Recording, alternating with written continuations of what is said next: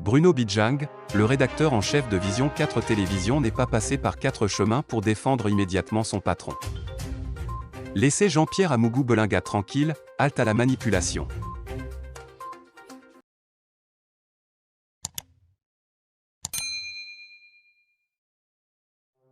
Le journaliste camerounais est très proche du « pape des médias », crie à la manipulation après la publication dans les réseaux sociaux d'une facture de 680 millions de francs CFA par le ministère de l'économie, du plan et de l'aménagement du territoire dans la construction de l'université privée ISAM.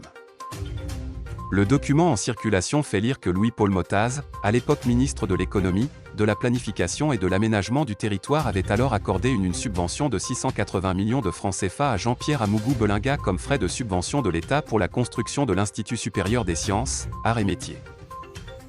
Le journaliste va directement à l'entame de son réquisitoire pointer du doigt une certaine ethnie dont il est persuadé tenir la tête de proue d'une manipulation en vue de saquer l'image de Jean-Pierre Amougou Belinga. Le document est partagé exclusivement et tout le monde peut le vérifier par les ressortissants d'une même aire géographique. Leur intention est de démontrer que Jean-Pierre Amougou Belinga n'est pas un homme d'affaires avéré et que sa richesse proviendrait exclusivement des subventions de l'État. Pour le jeune journaliste et rédacteur en chef de Vision 4, il faut après ça apporter des précisions autour de ce qui lui semble être une manipulation afin que nul n'en ignore. Des précisions en voici donc selon Bruno Bidjang. 1. L'État du Cameroun a toujours subventionné les instructions privées de l'enseignement supérieur. L'État camerounais a toujours appuyé et soutenu l'enseignement supérieur privé au Cameroun, et cette particularité n'est pas exceptionnelle à l'ISAM. Tous les IP sont toujours bénéficié du soutien du gouvernement en termes de renforcement des capacités de toutes sortes, amélioration de la qualité de l'infrastructure et même construction des bâtiments et bibliothèques. Allez à Siantou, Ndi Samba, Université des Montagnes, Matanfen, Institut du Golfe de Guinée et bien d'autres, vous verrez que chaque année, l'État leur apporte un soutien conséquent et des subventions en infrastructures diverses pour la construction, l'équipement des laboratoires, les appuis à la recherche, aux formations et autres. C'est donc clair pour le journaliste.